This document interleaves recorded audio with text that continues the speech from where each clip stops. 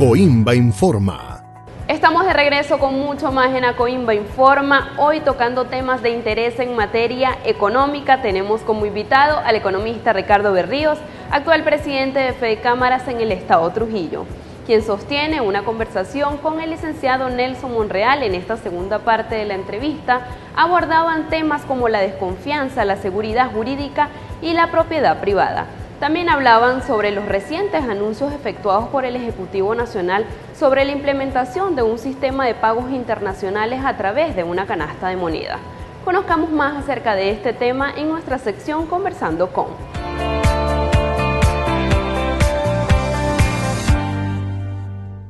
Estamos de vuelta a Coimba Informa con el presidente de FEDECámaras Trujillo, el economista Ricardo Berríos Ferraro, amigo de la casa. Bueno, Ricardo, seguimos en materia económica. El presidente de la República hace semanas anunció la inserción monetaria de unas nuevas unidades monetarias, valga la redundancia. El yuan, el rublo y la rupia. Ahora bien, ¿con qué se come esto, Ricardo? Porque es que el pueblo trujillano necesita saber pedagógicamente, coloquialmente, con qué se come, ya que el 40% de las transacciones en el mundo se manejan con dólar y el 29% con euros. ¿Qué nos queda? A mí me dieron dos sentimientos. Una de pena ajena. Me dio pena ajena cuando vi la noticia. Sí, ya te voy a explicar por qué me dio pena ajena. Pero déjame reírme de la economía. Y me dio pena, primero pena ajena y segundo me dio una gran preocupación. Porque si lo que dirigen la política económica del país y le informan al presidente de la República, que no es economista, pero que seguramente recibe el informe del suministro de Economía, y en cadena nacional expresa lo que dijo, me preocupó, Nelson. Yo quiero decirle a los televidentes que la moneda de Venezuela es el bolívar. La moneda de circulación en todo el territorio es el bolívar. El único medio de transacción en Venezuela de bienes y servicios es el bolívar. Aparte del bolívar, Nelson, hacia el mundo existen lo que se llaman monedas internacionales, que lo llamamos en economía divisas. ¿Cuáles son esas divisas?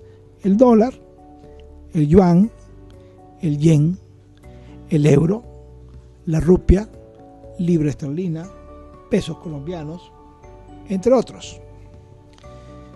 Esas son monedas de otros países. Pero hay unos acuerdos internacionales, acuerdos de comercio internacional, que los agrupó el Fondo Monetario Internacional luego de Bretton Woods, luego de la recuperación de la Segunda Guerra Mundial, y los países se pusieron de acuerdo en establecer las negociaciones en torno a una única moneda, que fue el dólar. No es Estados Unidos. Estados Unidos tiene problemas porque esa es su moneda nacional, pero como es una de las monedas de mayor aceptación, mayor credibilidad y mejor respaldo en el mundo, se pusieron de acuerdo en esa moneda.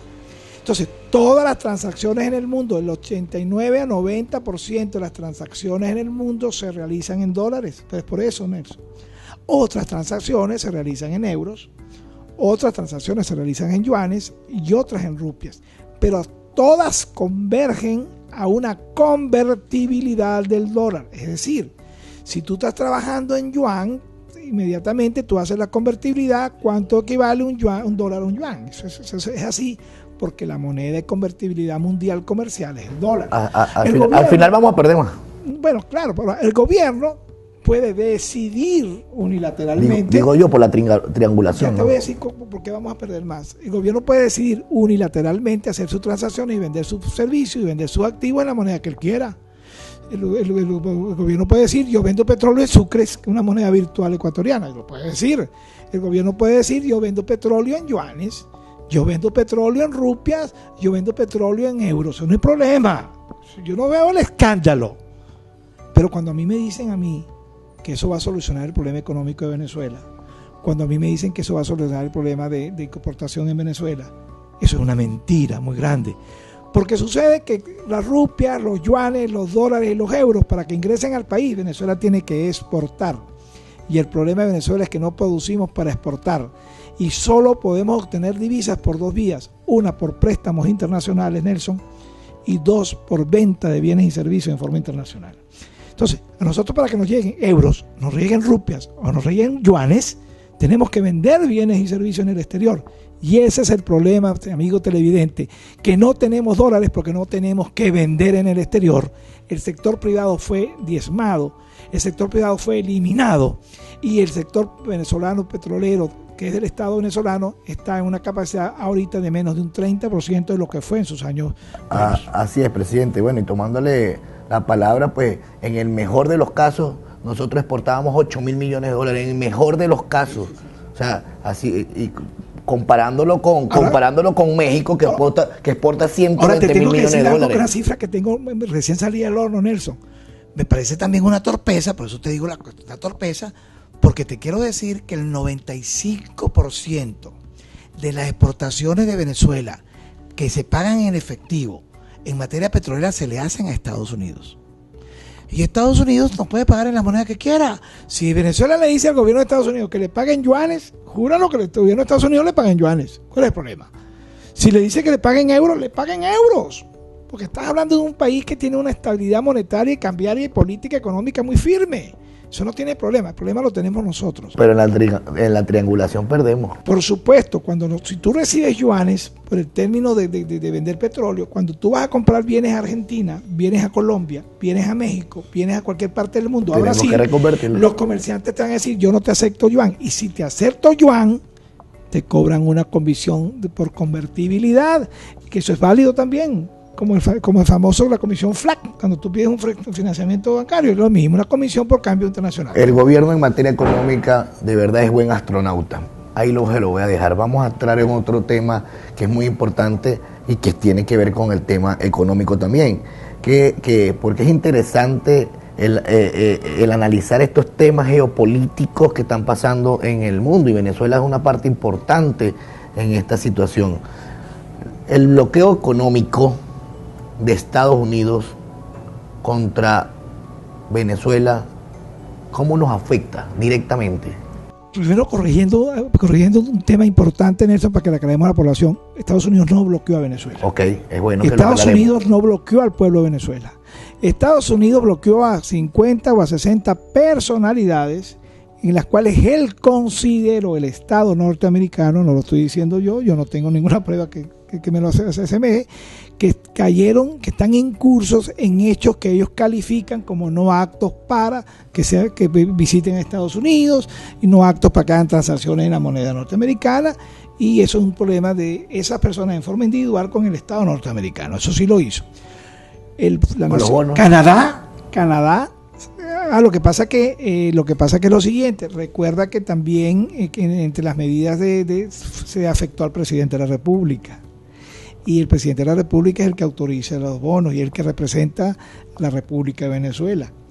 Entonces, cuando tú afectas al presidente de una empresa, cuando tú afectas económicamente al representante legal de una empresa, pues indirectamente estás afectando a la empresa. Pero entonces tenemos que decir que aquellas acciones que afecten la actividad económica de Venezuela por las medidas económicas se ejecutaron porque está afectado el señor presidente de la República en esas medidas económicas.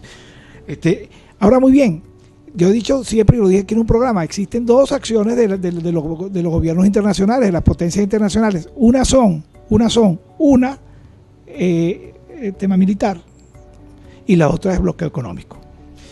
Aquí lo que hay son medidas individuales. Canadá sí fue mucho más profunda.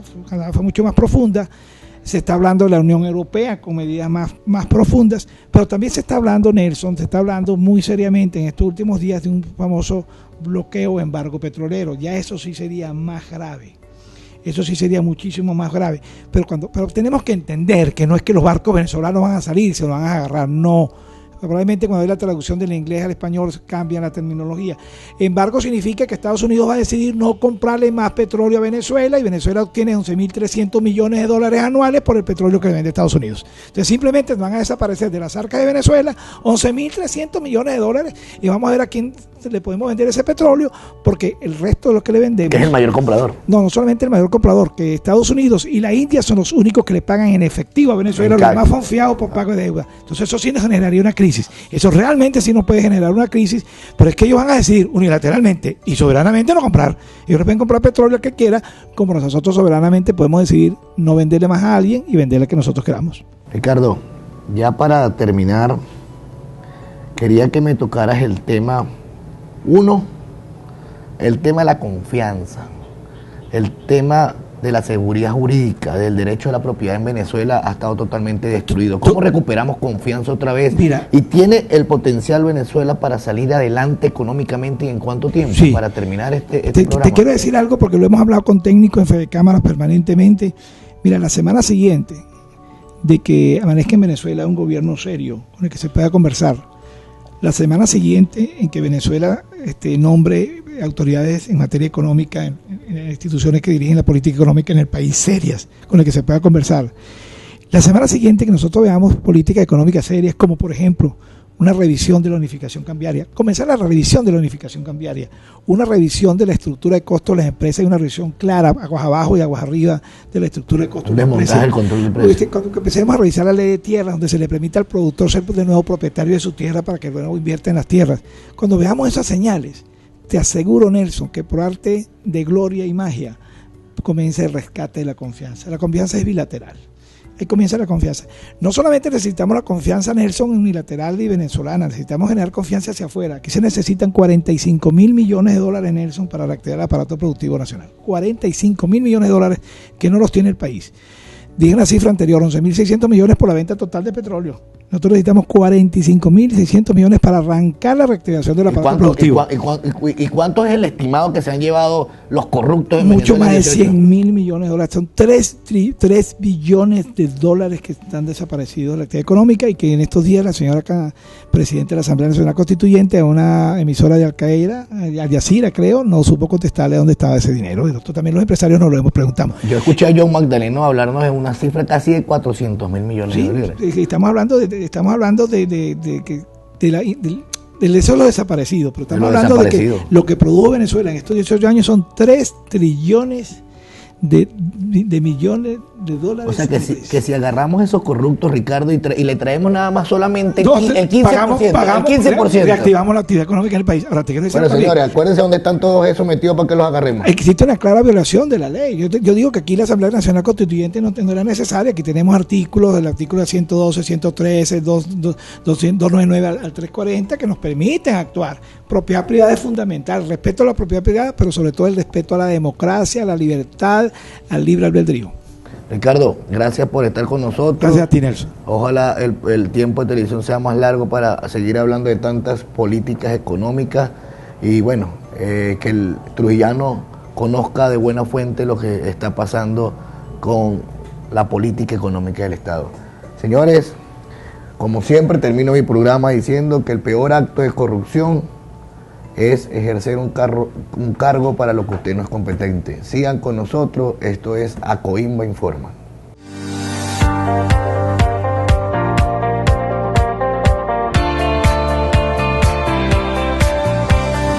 Acoimba Informa.